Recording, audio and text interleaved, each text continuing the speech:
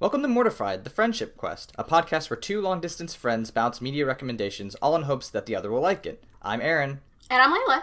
And this week we discuss That Game Company's 2012 game Journey and Giant Squid's 2016 game Abzu.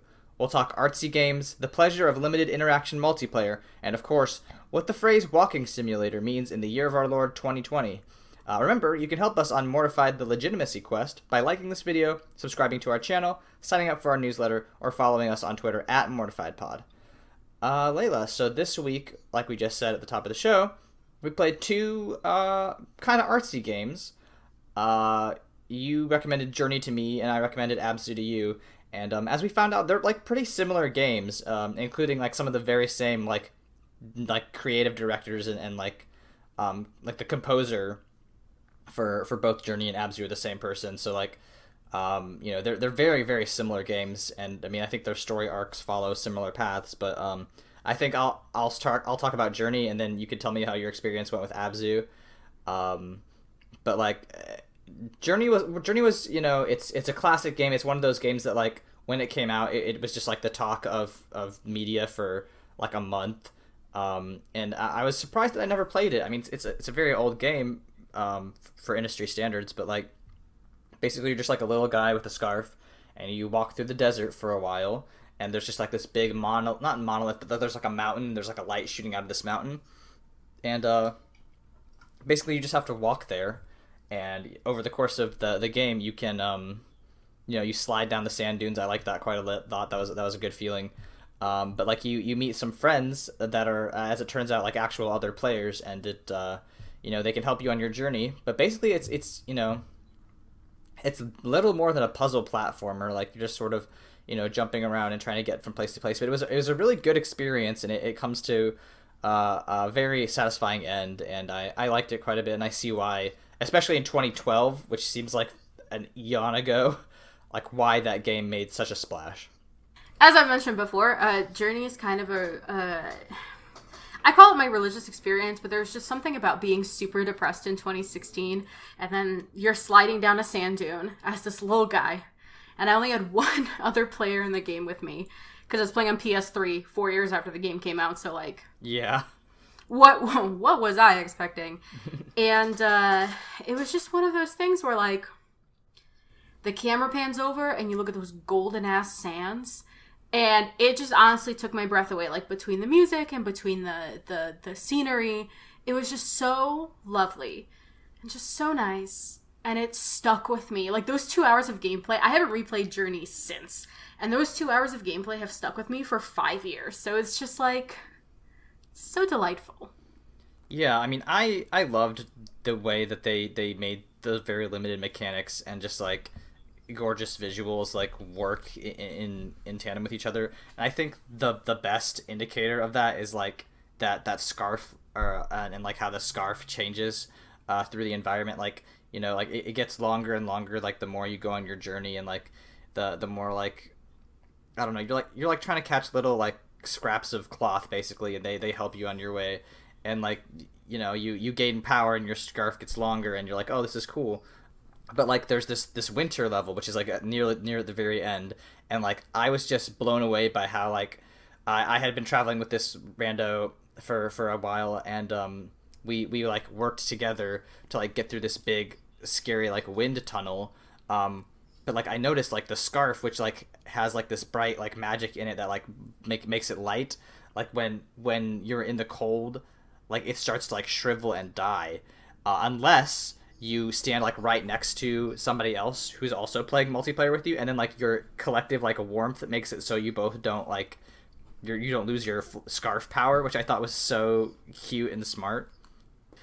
It was such a good, and like my particular journey with Journey was that like I had been traveling with this one person for like most of the game, and then when we got to this one part and we had like kept each other warm with our kept our scarves going, we both like tried to fly over this little ravine, and then like I had misjudged the gap, so I missed, and like my friend went on and I got left behind, and I was like, oh no, and I was like chirping at him and being like, it's all right, leave me.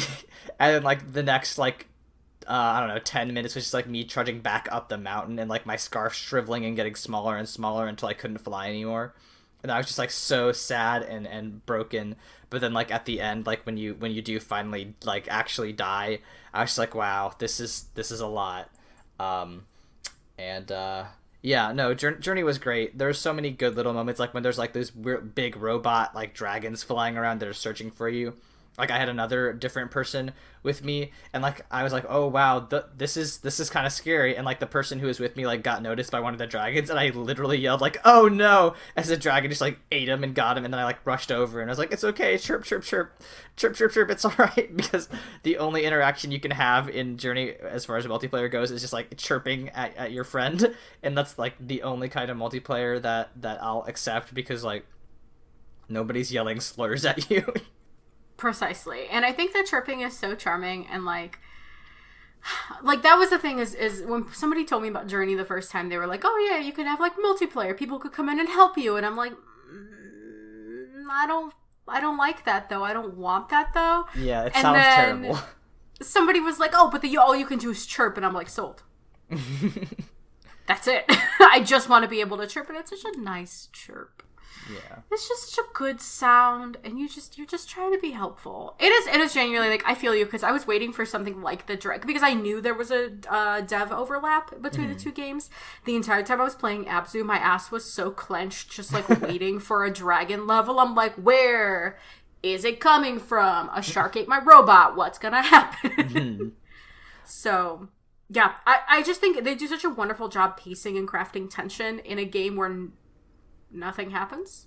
I mean, yeah, you're literally just walking up a mountain, but like that's sort of the whole point. I mean, this game came out in 2012. Like, it's like one of the prototypical like quote walking simulator like games that like sparked that conversation. So like it, you know, there was a big, you know, discussion to be had 8 years ago about like what it means to play a game where you're mostly just like being guided through an experience. But like, man, I love this stuff, and we'll talk about that later, but I'm so glad that they just packaged such a nice and like heartwarming experience into 2 hours. It was just so fun. Yeah, I mean, I've forgotten entire 30-40 hour games I've played before, but like that 2 hours of Journey has stuck with me for 5 years. Like it's just such a well-crafted experience. It's so good. Yeah, definitely. Do you want to talk about how, I mean, you played Abzu today, right? like You just I finished literally 2 hours ago. Yeah, exactly. So do you want to tell me about how your experience with Abzu went? Sure. So it's similar to Journey in the sense that it's a swimming simulator this time. So you're mostly underwater. And it is a game in which you go from temple to temple, activating mechanisms and water features to sort of get to this underwater city. And you're sort of dismantle these man-made mechanisms that have been kind of plaguing your path. And along the way, you meet some fish and some friends, and you swim with them. And it is just so... It made me cry in the first 15 minutes because it made me realize how much I miss the ocean. Do you like the ocean? I love the ocean. I love the ocean so much. I still think about how... I'm still mad at my mom from... we took a family vacation to Virginia Beach when I was like in 4th grade. My mom has anxiety, and she refuses to believe that she has anxiety. Well, she does now, but at the time she refused to believe that she has anxiety. And so we had my little brother in tow, and we had a room, I shit you not, on the 3rd floor with a balcony right over the beach. Oh. It was the only family vacation we ever took, and all I ever wanted to do was just like sit outside and listen to the waves. But my brother kept going out into the balcony, and my mom was we was gonna like squeeze himself through the balcony and fall when the bars were like 2 inches apart. Yeah. That for some reason, we were on the 11th floor. She moved us down to the 3rd. And so you could hear more of the people noise. But like all I did that vacation, when my family wasn't like making me do things because I was in like 4th or 5th grade, I would just like sit on the balcony and just listen to the ocean and just like watch where the waves in the sky just like became one thing. It is one of my favorite... I love the ocean. It's so good. It's so wonderful. You don't know what's down there. It's fucking infinite. It's great. I love it. I love the ocean. So I have a weird relationship with like the beach and the ocean because like when I was like maybe 3 years old, I almost drowned on one of those cruises. And like I just like walked out into the water because everybody else was doing it, and I was also like a little idiot 3-year-old, and thankfully my cousin saved me from drowning. That was cool. And then like later on, like my parents took us to let me think, one of the Cayman Islands, and we got to like snorkel. We got to snorkel in the Cayman Islands, and it was such an incredible experience because I got to like see like moray eels, and I must have been like maybe 8 years old. It was like just incredible to go like snorkeling in the Caymans and like see all the coral reefs and just like watch the fish. So like, but also like I hate going to the beach because like it makes me want to die because basically you just like sit out there, and I also hate like swimming. But I fucking love fish so much. Like I don't know why, but like in the 8th grade I got obsessed with aquariums, and just like I learned like everything you need to know about like making a saltwater aquarium because I wanted that to be our class present to the school. And my fucking no taste classmates were like, no, that's dumb, let's get a bench. And I was like, fuck you guys, are you kidding me?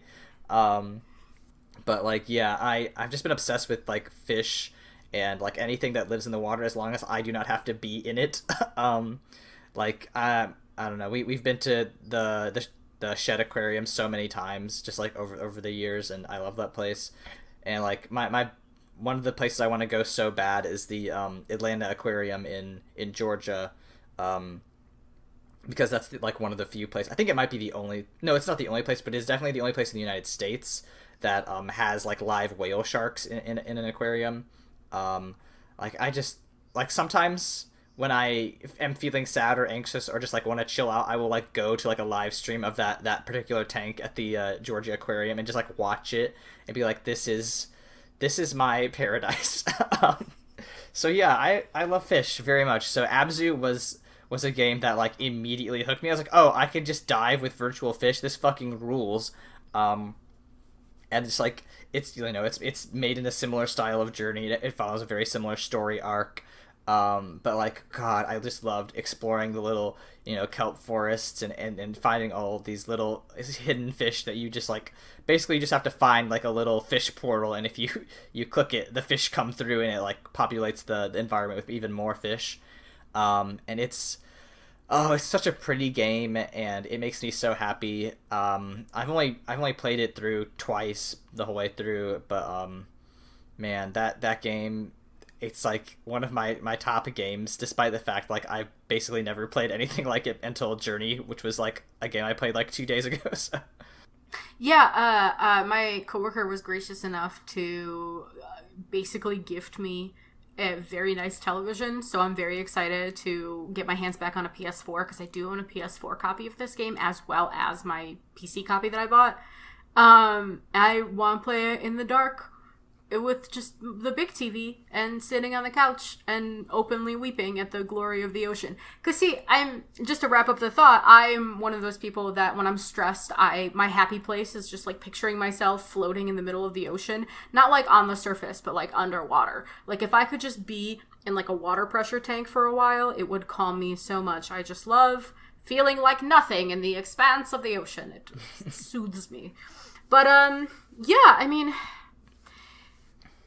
you know what? There is no better time for this. We got into how pretty it is, so it's time for Layla's Craft Corner of Craft. Yeah! That's my theme song. We're gonna obviously produce it.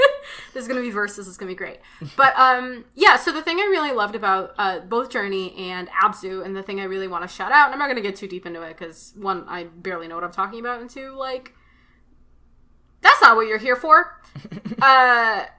But I think there's something really lovely about especially now, we're recording this right after The Last of Us 2 just came out, and there's such an obsession with fidelity in gameplay right now, where everything has to be the most real and the most detailed, and there's like given amazing, shout out to The Last of Us 2 team, rope mechanic where you can like throw a rope and like tug it and follow it.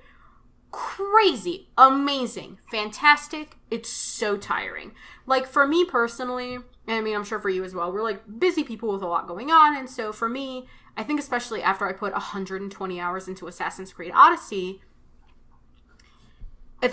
I just don't have the room in my like schedule or my heart for like an experience of that length or detail anymore. So being able to see the polygons on the divers like hamstrings while they're swimming was so cool. Like they're such a low poly character. All the fish are so low poly. Everything is just low poly and simple, but lovingly planned and lovingly textured. There's never a moment in the game where you don't know where you're supposed to go because they do such a good job of using lighting to point you in the right direction and also to set a mood. I think no game uses gray better than Abzu has because it's just such a rich and colorful experience that when you enter just a gray area, your entire body goes, oh shit. Where's the dragons? Or in this case, shark. Oh, when he killed my little robot, I was so sad. But honestly, like, what a redemption for the shark. Yeah, honestly, biggest glow up of 2016 goes to the Abzu shark. Love that Abzu shark. But yeah, I think it's just worth paying attention if you. I think for the first time if you play this game on our recommendation. First of all, if you're listening to this episode, fucking stop, go play it. It's 2 hours long. It's a feature film. Go. And then come back, because we need the metrics. But go play the game and pay attention on the like second or third playthrough. The first time, just like let it carry you. It's so soothing and beautiful.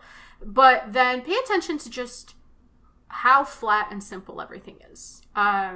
You can't see every individual leaf of every vine or plant. You can't see all the individual moss. They take such loving detail in adding just good textures and good contrast and like good shaders into the natural world and then the man-made world of not only the underwater city that you end up finding and all those sort of temples and the associated accoutrement, but also the man-made kind of like scary underwater mines.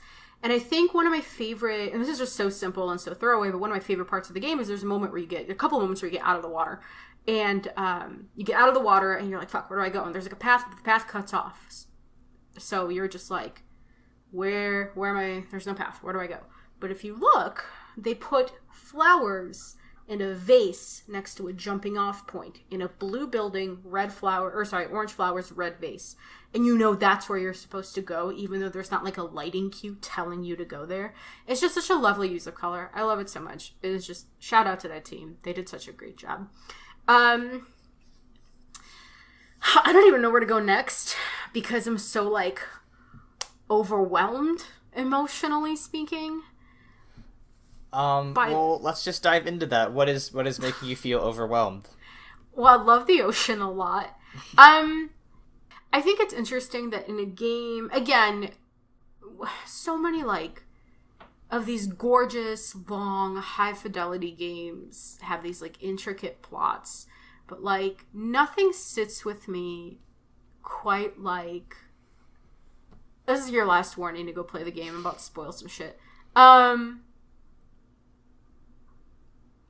You really like get a chance, if you're like me and you're a little bit pretentious and you think about things too much, you really get a chance during this game to just like ask yourself what makes us human, because you're this diver, and first of all, I just always think of that tweet that's like, humans will pet anything, and then somebody just responds, then what a lucky thing it is for us to live on a planet of things waiting to be pet. And I'm like, yes, I want to pet every fish, even the bitey ones. I would like to pet them.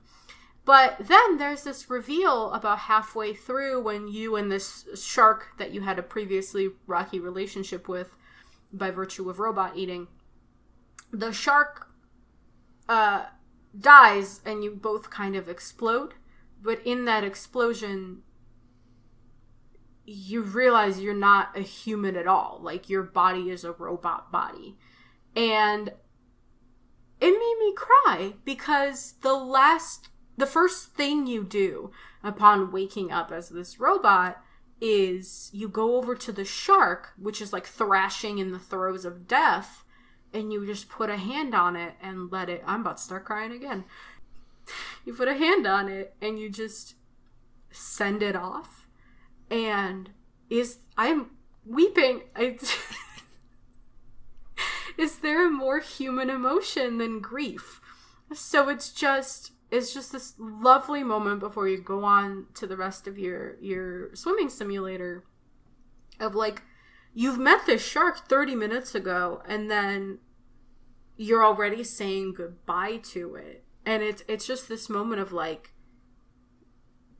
well, then what are the human qualities that make us that? And then, it's kind of wrapped up in this whole thing of swimming through the remnants of like a lost civilization that, I mean, there's no details about it. However, they do credit the text in all the temples as the Enuma Elish, which is the Babylonian epic of creation. And I swear to God, we actually studied the Enuma Elish when I was in high school, which is why it caught my attention. But that's the only text, is just like Babylonian scripture in this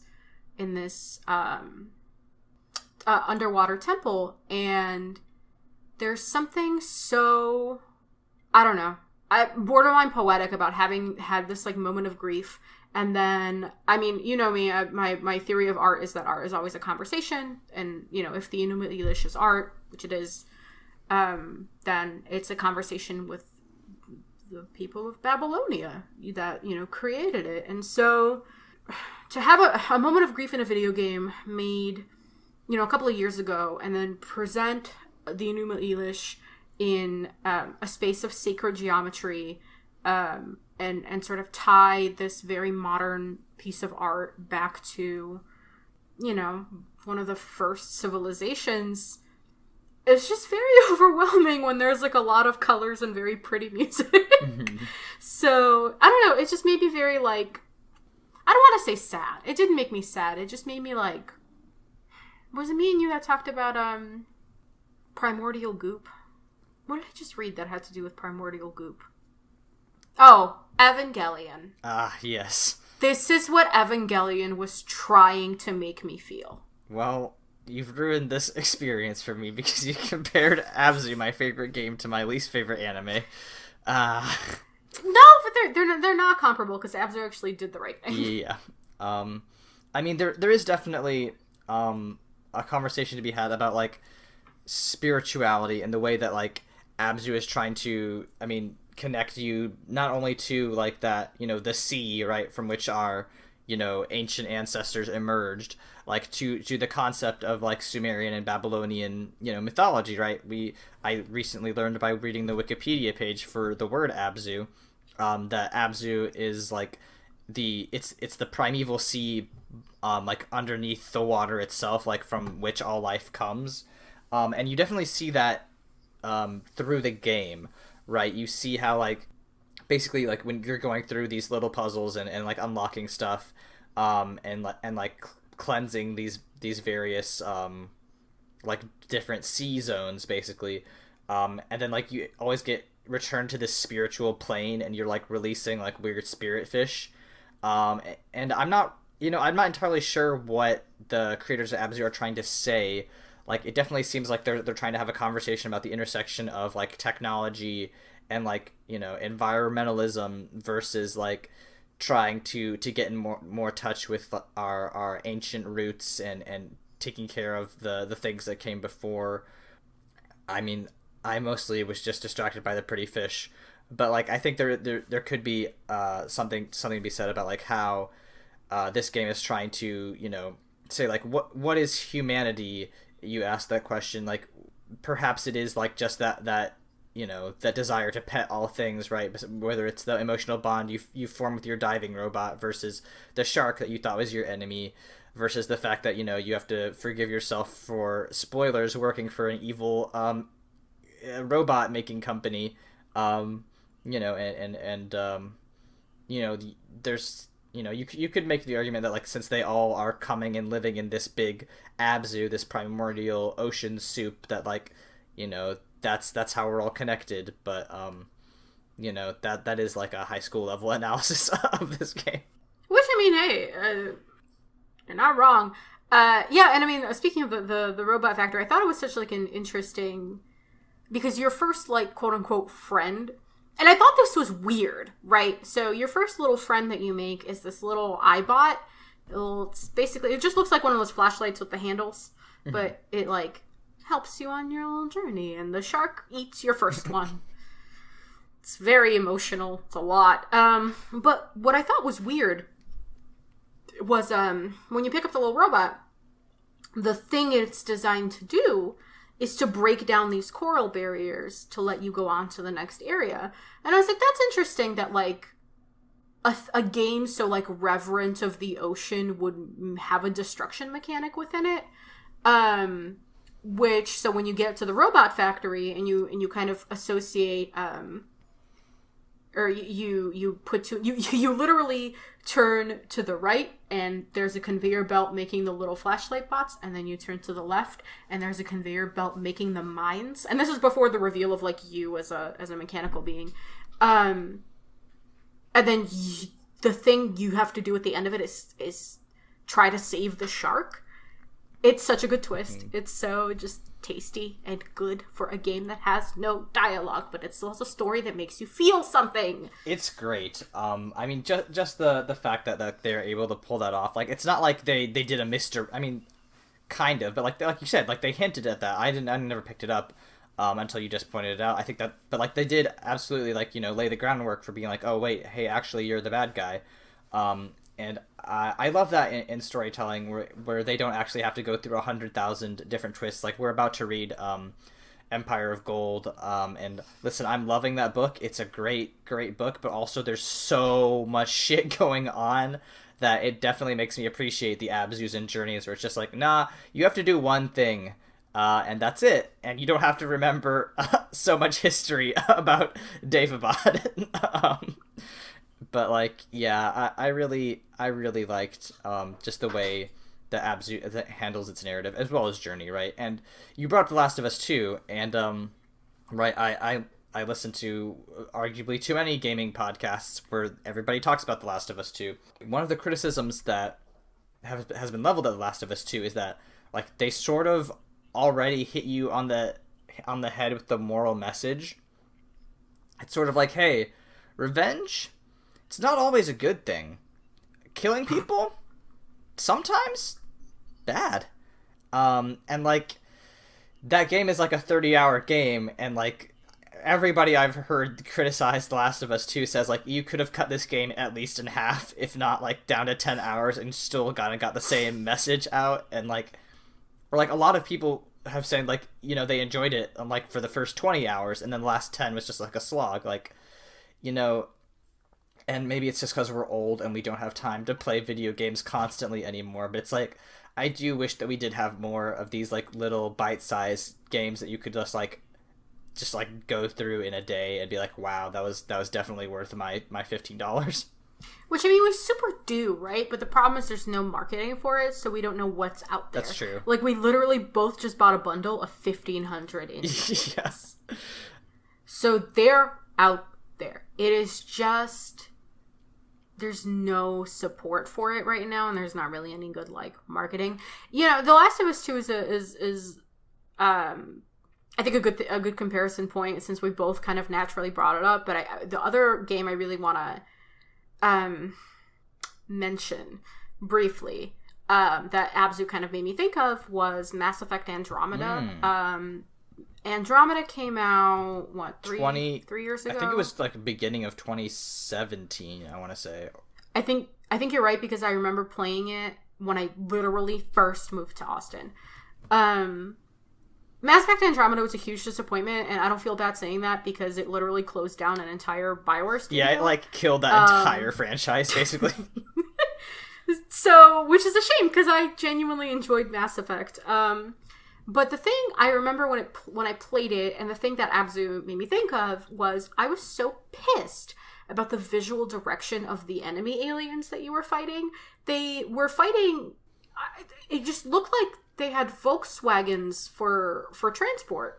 There were these, like, rounded green bases, vehicles. Everything about them was, like, weirdly rounded and green, and it didn't, like, visually mesh with the design for the actual alien race. Like, the whole thing just made me...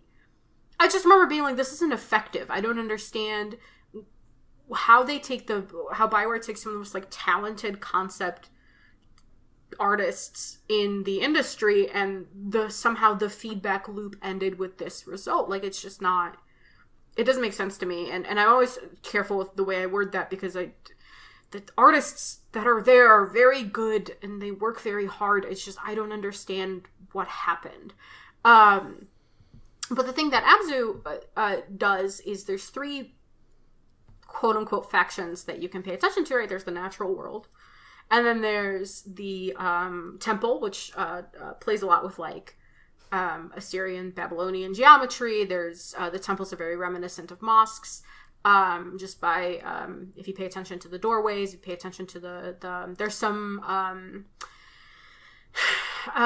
sort of like hints of hieroglyphics and cuneiform, when you swim through. And then you have the Bot Corp, which is very, it reminds me of the every time I looked at the underwater mines, I thought of what's his face's Malik's amulet from Yu-Gi-Oh! Oh yeah, no, I mean Yugi's. Oh no, Yugi's. Yeah, his Millennium Puzzle. Yeah, definitely. They just all look like Millennium Puzzles. But the visual language is so distinct between the 2 footprints of humanity. It is so effective and is so good and so simple. Use curves for one and triangles for the other. Boom. Art fucking direction. And it's just something like a huge, again, like high fidelity, high budget, multi-million-dollar production completely failed to do. And it's just, we just need to tell simpler stories, guys. I mean, I think we're definitely going to get more short experiences like that. I mean, not just because of the, explosion of indie games, but like the coronavirus pandemic has like made it impossible for people to make games like in their studios. So like I feel like if we are going to start getting games, they are going to be a lot shorter. They are going to be a little bit more visually focused, I hope. Just because people are going to be able to like have to sort of like pinpoint everything they want to do, and even like people like Santa Monica Studios, who did Last of Us, are going to have to be like, okay, we need to hunker down, because like we cannot waste resources anymore doing wild shit for no reason. Yeah, which I mean, like there's definitely room for, in my opinion, there's definitely room for like pushing the technical boundaries, right? And like doing the cool rope shit or whatever. But like sometimes I just want to swim. Absolutely. Like this, Abzu has got me to try. This game came out like a year ago. It's not that. Subnautica. That took me an hour.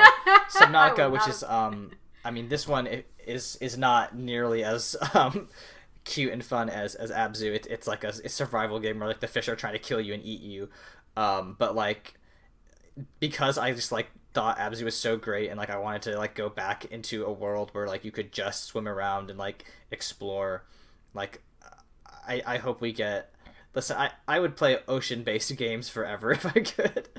Now I'm gonna be on the lookout for them. That would be tight. You have a note in our outline about player autonomy and the role of interactive fiction, and I was wondering what your thoughts were about that.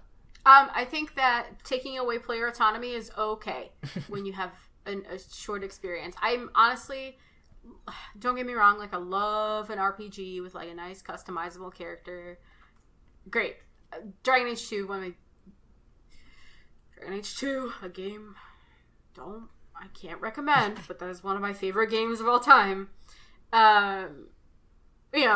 Just autonomy all over the place. My friend, I would like to link it in the show notes if possible. My friend Marty wrote like a really, really, really great blog on Elder Scrolls Oblivion and the decentralization of the player character, meaning that the character that you play in Oblivion, despite being the quote-unquote main character that you play, you are a sidekick to Martin Septim. And I think it's an interesting take on being a companion in the interactive story versus being the protagonist. And I think that's a really interesting thing that games don't do enough. And then also just letting you seamlessly relinquish control for a second, and not in the way where, like, you know, I love, like, an old JRPG, but not in the way where, like, you know, you're playing Final Fantasy and all of a sudden there's, like, a fucking cutscene for 20 minutes. But, like, you know, in Abzu, you take a dive and then you think you can keep clicking the button, but you're just going to swim in the current for a little while, and there's going to be some fish, and they're going to glow, and you're going to feel delighted about it. I think that's fine, because, you know, especially if you play games as, like, an escapist thing, sometimes it's nice just to let go.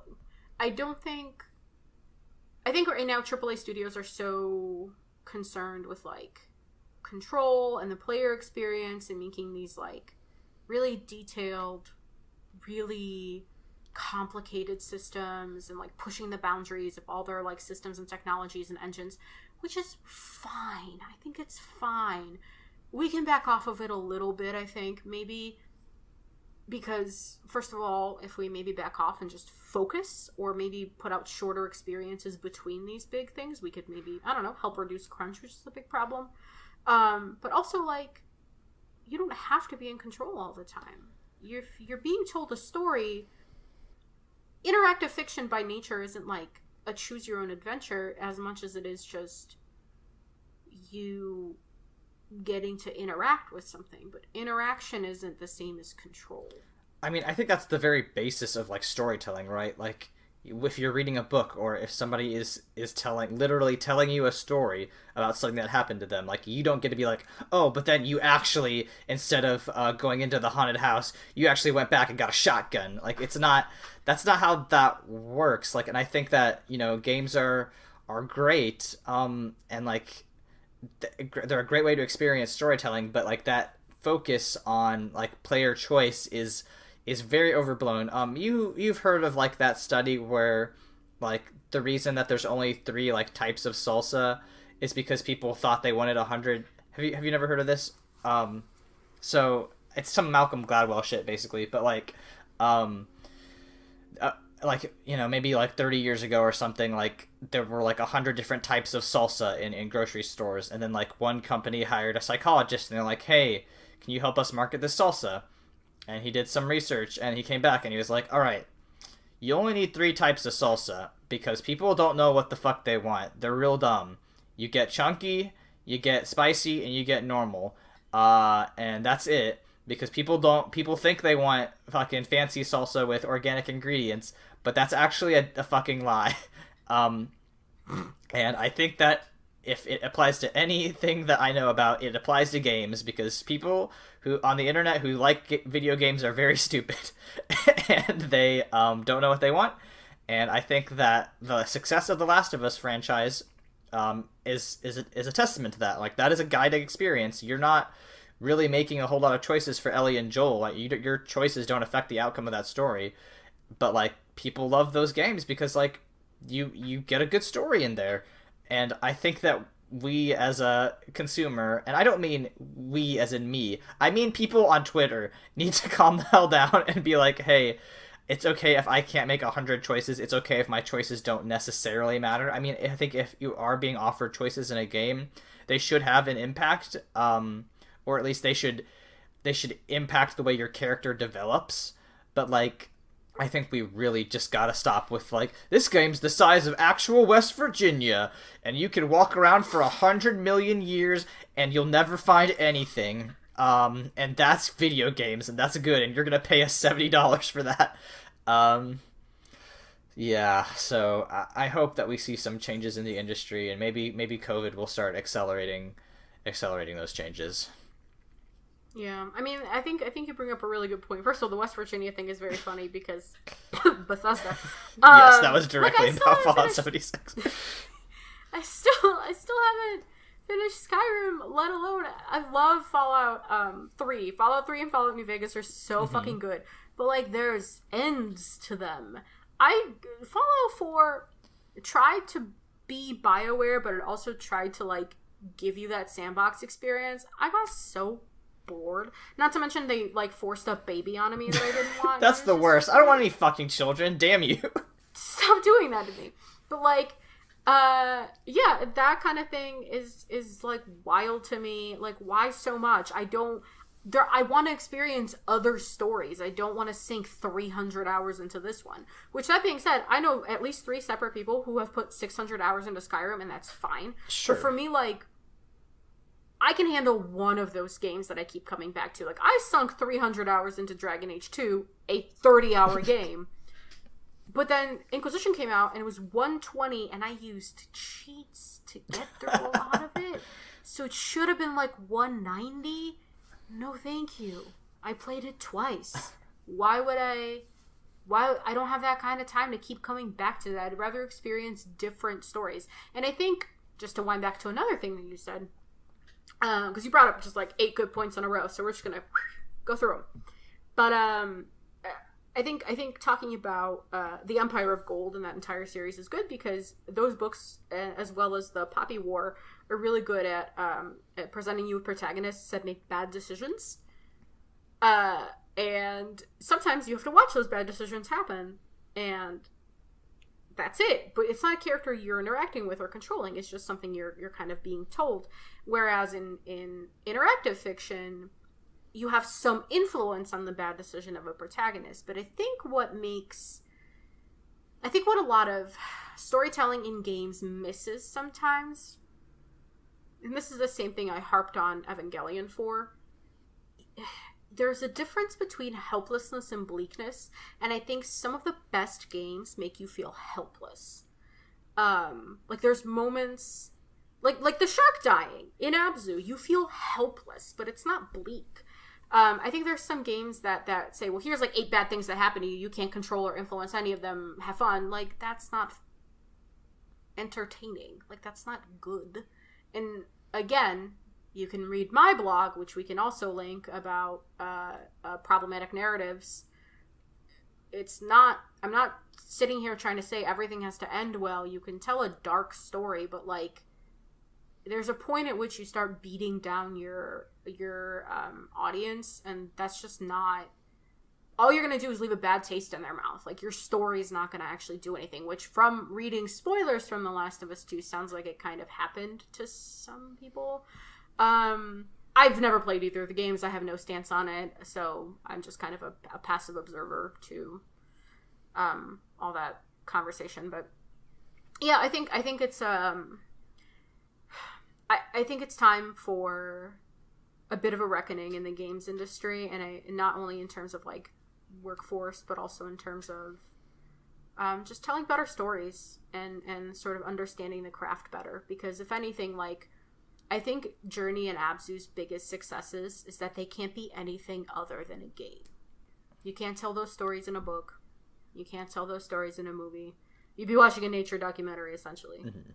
I think that's such a good point about, like, the nature of walking simulators. Like, people, walking simulator is at least when it was coined, it was a derogatory term. It's like, you don't actually do anything. You're just being guided through an experience. And, like, that's the way that walking simulators work, is like they showcase the most powerful part of games, which is like, yeah, they could, like what you said, they could not be a movie, it can't be a podcast, it can't be a book, right? It is only impactful because of the way you interact with the story that's been crafted. Yeah, and projecting the meaning onto it that you can project, especially in something like a stripped down as Journey and Abzu, because like in the outline you literally see like your notes are like, Aaron fucking loves swimming, and then I left you like, hey Aaron, what makes us human? Like, you take from the experience what you need, and I think that's wonderful, and I hope there's more stories like that. I think just like at this point in my life, while I'm having this like reckoning with the kind of content that I want to create, I think that's something I want to take with me. It's just like giving people like a canvas onto which to just deal with some shit sometimes. Sometimes that's what you need. Maybe the conversation that my art needs to have with people, and I mean, I don't know how you as a writer feel about it either, but maybe the conversation I need to be having isn't so concrete as to like present anything, but maybe the conversation is just an offer of space.